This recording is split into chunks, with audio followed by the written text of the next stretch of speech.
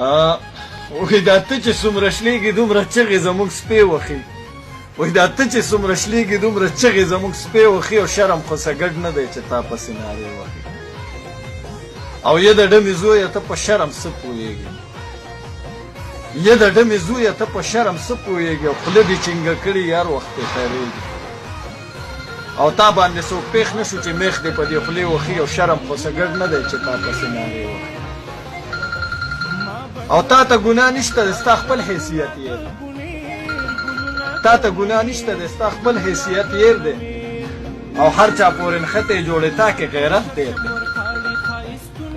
او مور دې جوړې ډمه ده او پلار دې ډمامې وخي او شرم خو څه ګډ نه دی چې تا پسې نارې وهي. او تا کې جوړ خارخ ډېر دی، ماله مخامخ راشه، تا کې جوړ خارخ ډېر دی، ماله مخامخ راشه. او دغلته څوک نشته دی مونږ به دې کو یخ راشه. او خپل بړواګرت کوه مازغه نه نور جوټې وخي او شرم خو څه ګډ نه دی چې تا پسې نارې وهي.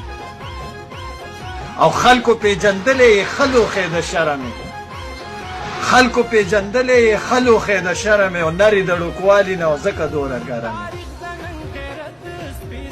او ستا په شان خو ډېر دي چندخانو له باټې وخي او شرم خو څه ګډ نه دی چې تا پسې نارې وهي.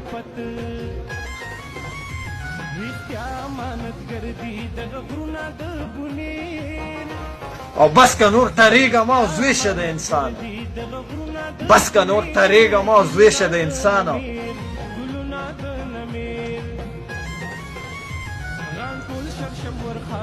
زه یو بونیری یم او نوم مې سید خان. او بیا شاعران مه چېړه، چغې به دې اتې وخي، شرم خو څه ګډ نه دی چې تا پسې نارې وهي. دا نننۍ شاعري، دا ننني الفاظ زما په دې خولې باندې نه راځي، خو زیشان خنزیر چې کم کنزل کړي دي دې شاعرانو ته او بیا خصوصا زمونږ منیر بونیري ته، نو دا مې یو معمولي شانتې جواب ورکو. که چېرې د نن نه پس د بونیر خلاف زیشانه ته ټر وکړو، نو دا خو مې درته نن صرف په شعر کې جواب درکو.